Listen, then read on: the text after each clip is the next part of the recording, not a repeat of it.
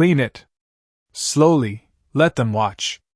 The words landed cold and deliberate, slicing through the soft jazz and crystal chatter of the ballroom as every head turned at once, the room freezing in a silence that felt too heavy for air to carry. And Ava Johnson stood there for half a second longer than expected, her fingers tightening slightly around the silver tray before she lowered herself onto the polished marble floor. The reflection of chandeliers breaking across the dark red wine spreading beneath her hands, the scent sharp and expensive, the laughter beginning again in low ripples around her, controlled, amused, distant, as if she were part of the evening's entertainment, and Richard Caldwell, standing tall in his tailored suit that probably cost more than her monthly rent, watched with a faint smile that never quite reached his eyes, his posture relaxed, confident, practiced, a man who had never once been questioned in rooms like this. A man used to being the center of gravity wherever he stood, and Ava moved. Carefully, methodically, her movements precise, almost too calm for someone being watched so closely, her fingertips brushing the cool surface as she wiped in slow circles, her breathing steady, her expression unreadable, but something in her eyes didn't match the role they had assigned her, something quiet, something held back, like a thought waiting for the exact right moment to exist, and above her, conversations resumed. Fragments of deals and investments drifting through the air, numbers, percentages, projections, the language of power spoken casually between sips of wine, until Richard's voice cut through it again, louder this time, carrying just enough amusement to draw attention back. "You know," he said, gesturing loosely toward Ava without looking directly at her. "People think these events are about connections, but really, it's about knowing who belongs in the room and who doesn't." A few guests chuckled softly, nodding, glasses raised, and Ava paused for the briefest moment, her hand hovering over the stain before continuing, as if she hadn't heard, or as if she had chosen not to respond, and that choice lingered, subtle but noticeable, like a shift in temperature no one could quite explain, and then, almost too quietly to interrupt, her voice entered the space, calm, even, unhurried. "That acquisition you mentioned earlier, the overseas partner, the clause you're relying on." The words were simple, but they landed differently, precise in a way that didn't belong to the role she was playing, and for the first time, Richard's smile faltered just slightly, not enough for most to notice, but enough to change the air around him. "What about it?" he replied, tone still light, but tighter now, measured, and Ava lifted her gaze just enough to meet his, not challenging, not apologizing, just steady. "It doesn't protect you," she said, her voice soft but unmistakably certain.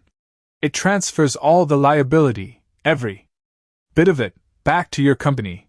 And the room didn't laugh this time, the silence returning, slower, heavier, as if something unseen had just stepped into the space between them, and Richard let out a short, controlled chuckle, shaking his head as he looked around at his guests.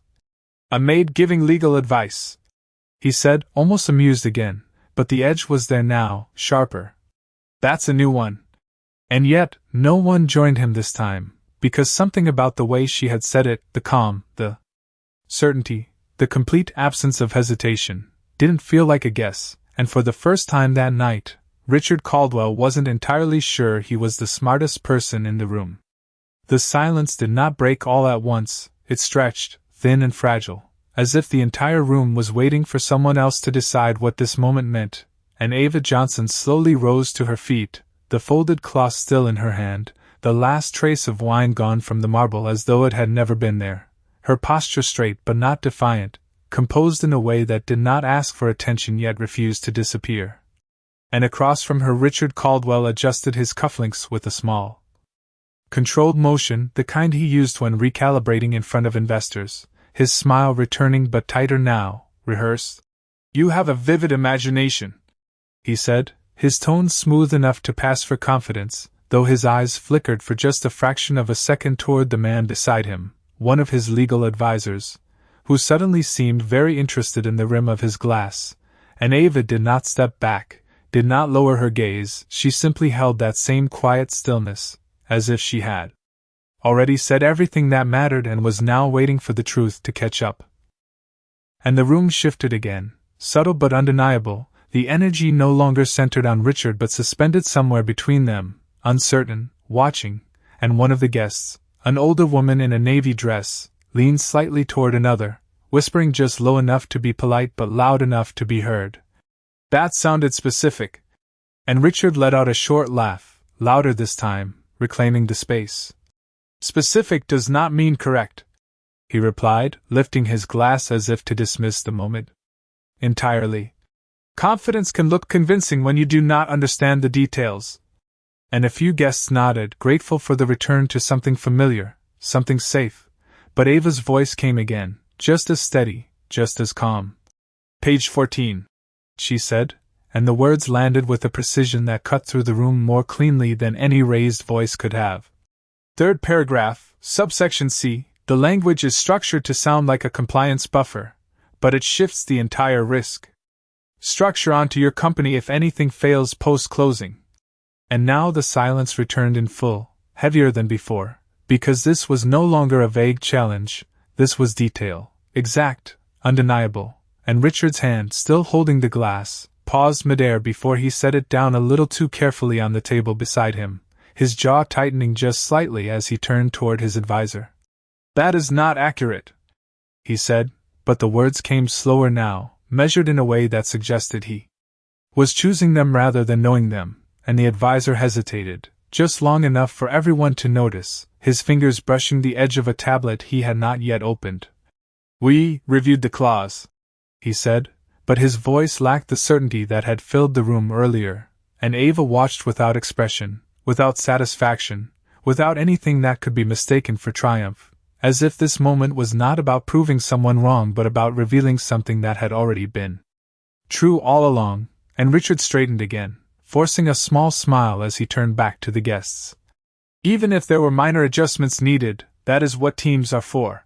he said, attempting to smooth over the fracture that had begun to form.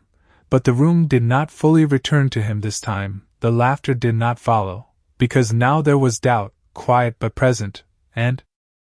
Ava shifted the cloth in her hand, folding it once, neatly, deliberately, before placing it back onto the tray, her movements controlled, grounded, as if she had already stepped beyond whatever this room thought she was, and for the first time that evening, Richard Caldwell was not leading the moment, he was reacting to it, and he could feel it slipping, inch by inch, into something he did not yet understand.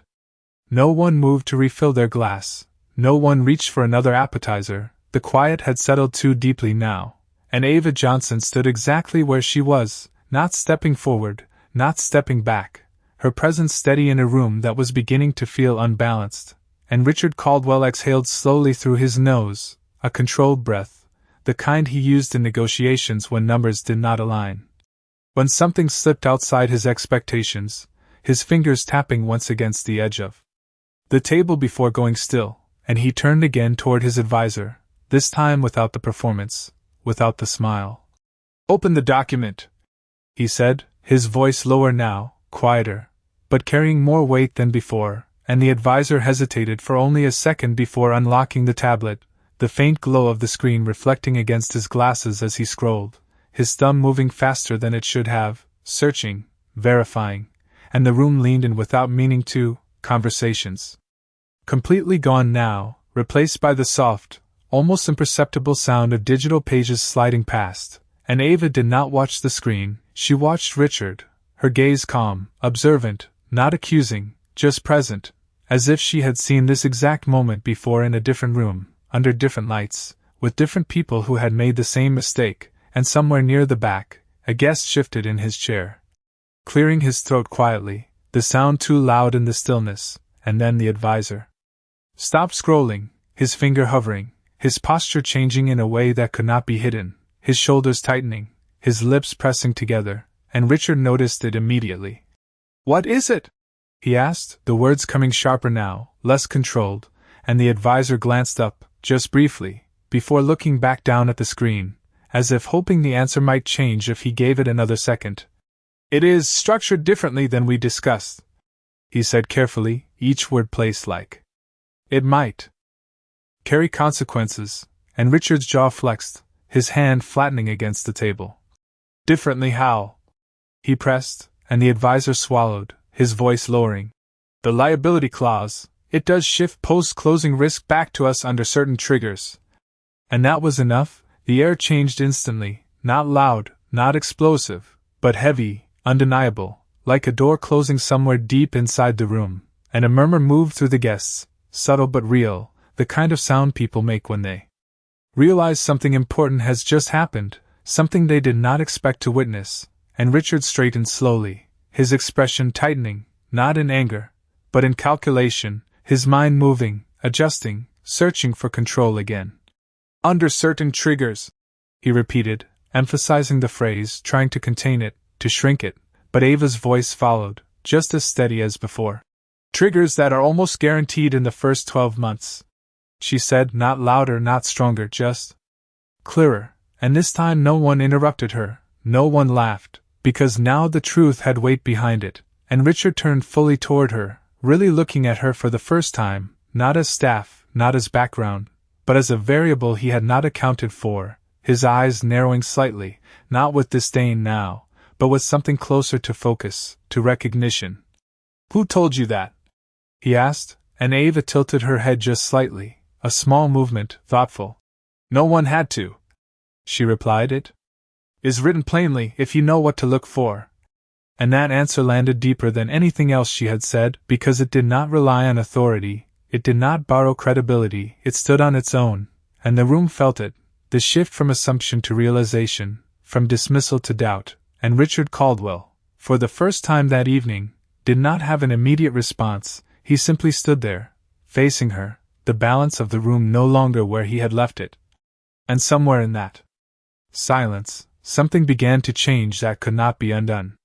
The weight of the moment settled deeper, not with noise but with stillness, the kind that presses against the chest and makes every small movement feel louder than it should, and Ava Johnson remained where she stood, her hands now empty, the tray resting quietly on the table beside her, her shoulders relaxed, her breathing even, as if none of this had unsettled her at all, while across from her Richard Caldwell shifted his stance just slightly, the first visible adjustment he had made all evening, his confidence no longer effortless but deliberate, constructed piece by piece as he searched for ground that no longer felt as solid as before, and he let out a quiet breath before speaking again, this time not to the room, not to the guests, but directly to her. "You read contracts for a living?" he asked, his tone controlled, but stripped of the earlier mockery, and Ava met his gaze without hesitation, her expression calm, almost thoughtful. "I read what people overlook," she replied, her voice steady, neither defensive nor proud, just factual, and that answer lingered longer than expected, because it did not fit neatly into the role he had assigned her, and around them the guests watched more closely now, no longer passive observers but witnesses to something shifting beneath the surface, something they could not yet fully define, and Richard's advisor remained still, tablet in hand, eyes moving again across the screen as if hoping to find a detail that would restore certainty. But the silence from him spoke louder than any reassurance could have, and Richard turned slightly, glancing at the faces around him, measuring the room, calculating perception, understanding that whatever happened next would not stay contained within these walls. And when he looked back at Ava, there was something different in his expression, not respect yet, but recognition, the first acknowledgement that she was no longer invisible. "That clause was reviewed by 3 firms," he said, his voice firmer now, reaching for authority. "Top tier." And Ava nodded once, a small, almost imperceptible movement. "Then they read it the way it was meant to be read," she said, and a few guests exchanged glances at that, because the implication was clear without being spoken, and Richard's jaw tightened again, but this time he did not interrupt, did not dismiss, he simply listened, because somewhere beneath the pressure of the room, beneath the shifting balance, he could feel something else rising, something quieter but more dangerous than embarrassment, doubt, and Ava continued, not rushing, not pressing. "Language like that is not written to be obvious," she said, her voice low but precise. "It is written to pass through confident people who assume they already understand it." And the words settled into the room like a mirror no one had asked to look into, and for a moment no one spoke, not even the guests who had laughed earlier, because now the tone had changed completely. This was no longer entertainment, no longer a spectacle, it was something closer to exposure, and Richard straightened slowly, his fingers brushing the edge of the table again, grounding himself, recalibrating. And when he spoke this time, his voice was quieter, more measured. "And you just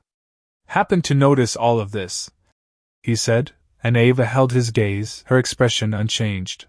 "I notice patterns," she replied, and the simplicity of that answer carried more weight than anything complex could have, because it left no room for dismissal, no room for explanation that could reduce her to coincidence, and the room felt it, the shift from assumption to awareness. And somewhere in the distance a glass clinked softly against another, the sound sharp in the quiet, and Richard Caldwell, standing in a room he controlled, surrounded by people who usually followed his lead without question, found himself in a position he had not prepared for, facing someone he had already judged, already dismissed, and now could no longer ignore, and the realization settled slowly, heavily, that whatever came next would not be decided by status, but by truth. The air did not recover, it tightened, as if the room itself had realized it was no longer in control of how this would unfold, and Ava Johnson stood with the same quiet composure, her presence steady against the growing tension, while Richard Caldwell's gaze remained fixed on her, longer now, no longer dismissive, no longer casual, but searching, calculating. As though he were trying to place her into a category that no longer fit, and around them the guests shifted subtly, weight moving from one foot to another, glasses held but not lifted, conversations suspended mid-thought, because something important was happening and no one wanted to be the one who missed it, and Richard finally broke the silence again, but this time his voice carried a different weight, lower, more controlled, stripped of performance. "If what you are saying is true," he began, each word measured, "then you are implying that every advisor in this room overlooked a structural risk." And the statement was not just directed at her, it rippled outward, touching every person who had been part of the deal, every quiet nod, every earlier assumption, and Ava did not react to the pressure in his words, she did not soften, did not retreat, she simply answered, "I am not implying anything."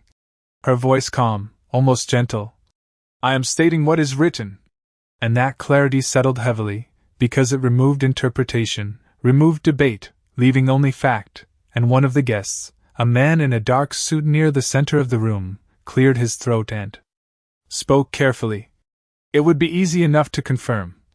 he said, glancing toward the advisor's tablet, and all eyes shifted again, drawn back to the small glowing screen that now held more authority than any title in the room, and the advisor hesitated, his fingers hovering before scrolling again, slower this time, more deliberate, as if each line carried consequence, and the silence deepened with every second that passed, stretching thin, almost unbearable, until finally he stopped, his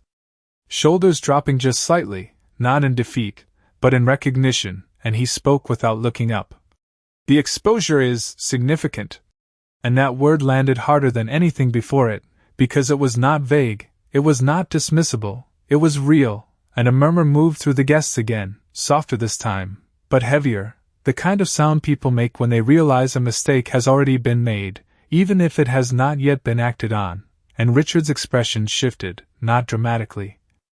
but enough, the edges of his confidence pulling inward as he absorbed the weight of it, his mind moving quickly now, recalculating timelines, consequences, reputations, and then his eyes returned to Ava, but this time there was no trace of superiority left, only focus, sharp and direct. "Why say something now?" he asked, the question cutting through the room with a different kind of intensity, not mocking, not dismissive, but probing, and Ava held his gaze without hesitation, her expression unchanged. "Because you were about to sign it," she replied, and the simplicity of that answer carried more force than anything else she could have said, because it was not about proving herself, it was not about being seen, it was about preventing something irreversible, and that truth settled into the space between them, quiet but undeniable, and for a moment no one spoke, no one moved, because the dynamic had shifted completely, the power no longer resting where it had at the start of the evening, and Richard Caldwell, standing in front of a room that had always reflected his authority, now faced the reality that the person he had dismissed moments ago was the only one who had seen what everyone else had missed, and the silence that followed was no longer empty, it was full of realization. The silence did not break, it deepened, settling into something almost physical, pressing gently against every person in the room, and Ava Johnson stood in that stillness as if it belonged to her posture unchanged, her breathing steady, her gaze calm but present, while Richard Caldwell remained where he was, no longer performing for the room, no longer shaping the moment, but standing inside it, feeling its weight shift around him in ways he could not immediately control, and for a few seconds neither of them spoke, the only sound the faint hum of the air system above and the distant clink of glass somewhere far beyond the ballroom doors, and then Richard exhaled slowly, a quiet release of tension he did not bother to hide, his shoulders lowering just slightly as he stepped away from the table, not dramatically, not with authority, but with intention, as if creating space to think. And when he spoke again his voice had changed, softer now, stripped of its earlier sharpness. "You said the triggers are almost guaranteed," he said, not as a challenge, but as a question, and Ava gave a small nod, her eyes steady on him. "Market volatility, delayed compliance, currency fluctuation," she replied, her tone even, almost instructional. "Any one of those would activate the clause within the first 12 months. And the way she spoke did not sound like speculation, it sounded like memory, like something she had already walked through before, and Richard listened, really. Listened this time, not interrupting, not dismissing, his attention fixed in a way that was new, unfamiliar even to himself. And the guests remained quiet, not out of discomfort now, but out of focus, because something in the room had shifted beyond social hierarchy into something closer to truth, and Richard's gaze dropped briefly to the floor, then back to her, his mind clearly moving through possibilities, consequences, timelines, until he asked, more quietly, "And if we had signed?" And Ava did not hesitate. "You would not see the damage immediately," she said. "It would build slowly, quarter by quarter, until it looked like your decisions caused it." And those words landed with a different kind of force, not sharp, not sudden, but heavy, because they described something invisible, something that would have unfolded without warning, and Richard absorbed that in silence, his jaw tightening slightly before relaxing again, and for the first time that evening there was no attempt to respond quickly, no effort to regain control through words, only a pause, a real one, and Ava watched him without judgment, without expectation, her presence steady, as if she understood that this moment was not about winning, it was about seeing clearly, and the room seemed to breathe again, slowly, cautiously, as if adjusting to a new rhythm, and Richard finally looked up, meeting her eyes fully, not as someone above her, not as someone correcting her, but as someone acknowledging what stood in front of him, and when he spoke again, there was no trace of the earlier distance. "You saw all of that from one red," he said, and Ava's expression softened just slightly, not in emotion, but in recognition of the question itself. "Sometimes one red is enough," she answered, and the simplicity of that response settled into the space between them, quiet but complete, and for a moment everything else in the room faded, the guests, the music, the lights, all of it pulling back as if this single exchange carried more weight than anything else that had happened that night, and in that stillness, Richard Caldwell stood not as the man who controlled the room, but as someone who had just realized how close he had come to losing something he had not even known was at risk, and the realization did not come with noise, it came with silence, deep and undeniable. The silence held for one breath longer, then another, and just as it seemed the moment might dissolve into quiet acceptance, a voice cut through from the far side of the room, clear, surprised, and unmistakably certain. "Dr. Johnson?" And the words landed like a shift in gravity, subtle at first, then undeniable, as heads turned again, this time not toward Richard, but toward Ava, and she did not react immediately, her posture unchanged, her expression steady, as if she had heard that name in rooms very different from this one, under lights that did not dim her presence, and a man stepped forward from the edge of the gathering, mid-50s, composed, his suit understated but precise, the kind of presence that did not need to announce itself to be recognized, and his eyes stayed on her as he spoke again, softer now, but no less certain. "I thought that was you." And a quiet ripple moved through the guests, confusion mixing with recognition, the pieces beginning to rearrange themselves in ways no one had anticipated, and Richard Caldwell's gaze shifted sharply between them, the calculation in his eyes returning, but this time not as control, as realization. "You know her," he said, the question directed at the man, but carrying more weight than the words alone, and the man gave a small nod, his attention still on Ava. "Everyone in my field knows her," he replied, and that sentence did not raise its volume, but it expanded, filling the room in a way that no raised voice could, and Richard's expression tightened, not with anger, but with the sudden awareness that something fundamental had just changed. "Your field," he repeated, carefully, and the man turned slightly now, including the room. "International risk structuring," he said. "She published the framework most firms use to identify hidden liability exposure in cross-border contracts." And the silence that followed was different from before, not tense, not uncertain, but stunned, because this was no longer a question of whether she was right, it was a question of how no one had recognized her sooner, and Ava finally moved, just slightly, a small shift of her shoulders as she met the man's gaze, her expression calm, almost quiet. "It has been a while,"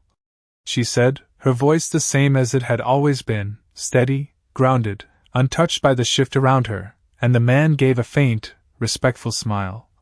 "Not long enough for your work to be forgotten," he replied, and around them the room adjusted again, but this time not away from her, toward her, the attention no longer filtered through assumption, but through recognition, and Richard stood very still, his mind catching up to a reality he had not prepared for, replaying the last few minutes with a clarity that felt sharper now, the words he had said, the way he had looked at her, the way he had placed her in a role that no longer held, and for a brief moment something flickered across his face, not embarrassment alone, but something deeper, the realization of a misjudgment that could not be undone by explanation, and he looked at Ava again, really looked this time, not searching for flaws, not measuring status, but seeing what had been there all along, and the room waited, not for a spectacle, not for confrontation, but for what came next, because the balance had shifted completely, and everyone could feel it, the quiet certainty that the person who had been asked to disappear at the beginning of the evening now stood at the center of it, not by force, not by demand, but by truth revealed at exactly the moment it could no longer be ignored. No one spoke immediately, not because they did not have something to say, but because the weight of what had just been revealed left no room for careless words, and Ava Johnson stood in that quiet without changing her posture, without stepping into the attention that had shifted toward her, as if recognition did not alter who she was, while Richard Caldwell remained still for a moment longer. His eyes fixed on her with a clarity that had not existed before, the layers of assumption stripped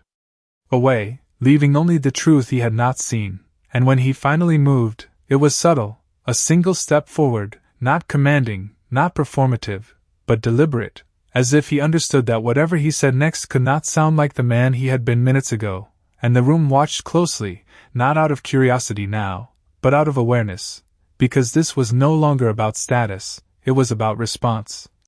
And Richard drew in a quiet breath before speaking, his voice lower than before, steadier. "Dr. Johnson," he said, the name landing differently now, carrying acknowledgement instead of dismissal, and Ava met his gaze calmly, not surprised, not defensive, just present, and for a brief second he paused, as if searching for words that would not feel rehearsed, and when he spoke again, there was no edge, no arrogance, only a careful honesty. "I misjudged you," he said, and the simplicity of that statement held more weight than anything more elaborate could have, because it did not attempt to justify, did not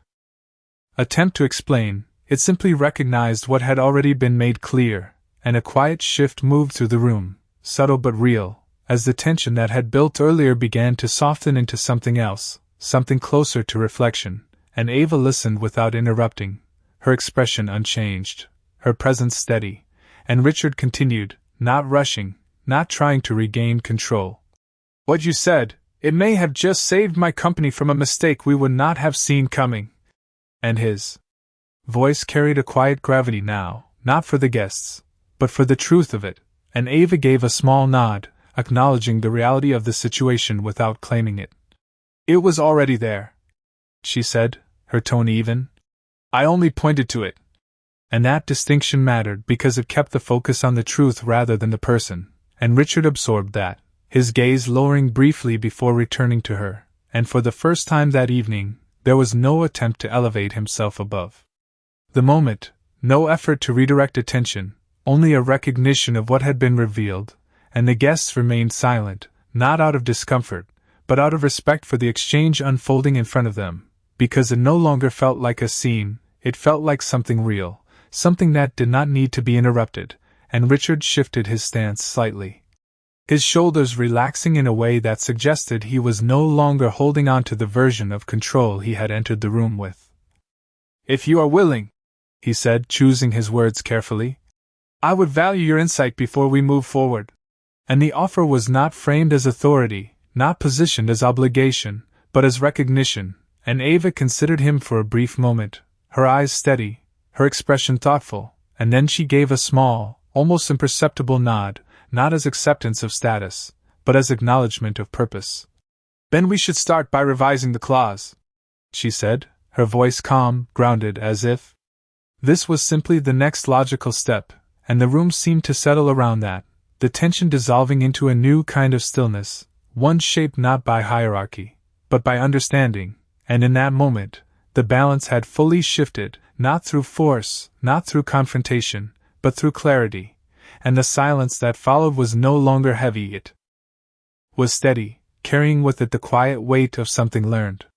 The room did not erupt into applause, it did not fill with voices trying to reclaim the moment, instead it settled into a quiet that felt earned, the kind that follows truth rather than spectacle, and Ava Johnson stood for a second longer beneath the soft chandelier light, her figure reflected faintly in the polished marble floor where the stain had once been, now gone without a trace, as if it had never happened at all. And across from her Richard Caldwell remained still, his posture no longer rigid, no longer guarded, but thoughtful, the kind of stillness that comes when something inside has shifted in a way that cannot be reversed, and neither of them spoke again, because there was nothing left to prove, nothing left to argue, only the quiet understanding of what had unfolded between them, and slowly, almost imperceptibly, the room began to move again, not with laughter, not with forced conversation, but with a softer energy, one shaped by reflection rather than performance, and Ava reached for the tray she had set aside earlier, lifting it with the same calm precision she had carried throughout the evening, her movements unchanged despite everything that had happened, as if recognition had not altered her sense of self, and she turned toward the side hallway, not waiting for attention, not lingering for acknowledgement, simply stepping away from the center of the room with quiet purpose, and as she walked, the sound of her footsteps was barely audible against the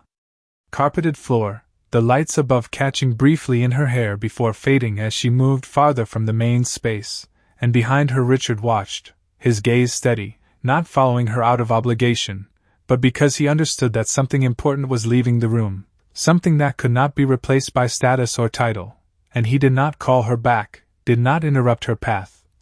Because for the first time that evening he recognized that respect did not need to be announced, it needed to be practiced. And near the doorway Ava paused for just a fraction of a second, not turning around, not seeking confirmation, simply taking a quiet breath as the cooler air of the hallway brushed against her skin, a subtle shift from the warmth of the crowded room, and then she continued forward, the doors closing softly behind her with a muted sound that seemed to echo longer than it should have, and inside the ballroom Richard remained where he was, the conversations around him beginning to rebuild in careful tones. But he did not immediately rejoin them, instead he stood in the same spot, his mind tracing back through the evening, through the words he had spoken, the assumptions he had made. And the moment everything had changed, and for the first time in a long while, the silence he felt was not uncomfortable, it was instructive, and somewhere in that quiet, he understood that power had not left him, it had simply been redefined. And far down the hallway Ava's reflection moved along the glass panels, steady and unhurried, until it disappeared beyond the turn, leaving behind nothing but light, and a room that would not forget what it had just witnessed.